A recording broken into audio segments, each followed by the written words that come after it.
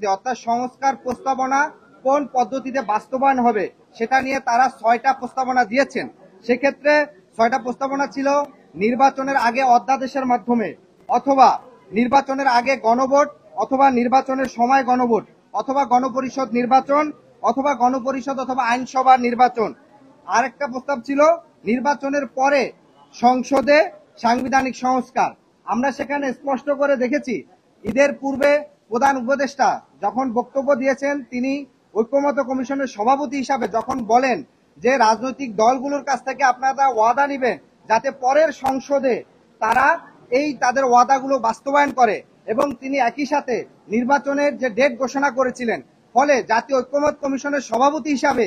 তাদের প্রস্তাবিত 6টা প্রস্তাবের মধ্যে প্রধান উপদেষ্টা এবং ঐক্যমত্য কমিশনের সভাপতি হিসাবে তিনি যখন একটি প্রস্তাবের দিকে হেলে যান এবং যেই প্রস্তাবটি দিয়েছে জাতীয়তাবাদী দল বিএনপি, ফলশ্রুতিতে আমরা মনে করি জাতীয় ঐক্যমত্য কমিশন এখন যেই পদ্ধতিতে আগাচ্ছে, তারা নির্বাচনে এবং এই ঐক্যমত্য কমিশনে কোন কোন বিষয়গুলো থাকবে সেই বিষয়ে তাদের কিছুটা প্রশ্ন, তাদের অবস্থান প্রশ্নবিদ্ধ হয়, এবং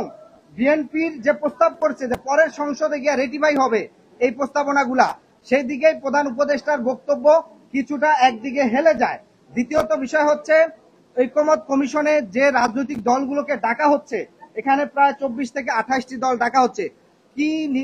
পদ্ধতিতে ডাকা হচ্ছে, অর্থাৎ কাদের কতটি সাংগঠনিক কমিটি আছে কিংবা নিবন্ধন আছে কি আছে না, মানে কোন পদ্ধতিতে ডাকা হচ্ছে সে বিষয়গুলো কিন্তু আমরা সুস্পষ্ট না। ফলশ্রুতিতে আমরা বলেছি জাতীয় ঐক্যমত্য কমিশনকে কাদেরকে এখানে ডাকা হচ্ছে, সেখানে কি দল বেঁধে কোনো একটা দলের সুপারিশে ডাকা হচ্ছে কিনা সে বিষয়টি সুস্পষ্ট। কারণ আমরা দেখি যে ঐক্যমত্য কমিশনের অনেকগুলো দল, তাদের আসলে অনেক সময় দেখেছি যে সুস্পষ্ট মতামত থাকে না, শুধুমাত্র একটি দলের বক্তব্যের প্রতি তাদের হ্যাঁ না বলা থাকে, এবং যখনই বিপরীত কোনো মন্তব্য কিংবা বক্তব্য আসে তখন দেখেছেন সেখানে একটা হট্টগোল করার চেষ্টা করা হয়, যেটা আপনারা দেখেছেন এখানে সংবাদ সম্মেলন করার সময় সিরিয়ালে দাঁড়ানো থেকে আইসা পিছন থেকে আগে বক্তব্য দিয়ে ফেলার। ফলশ্রুতিতে আমরা বলেছি জাতীয় ঐক্যমত্য কমিশন কোন পদ্ধতিতে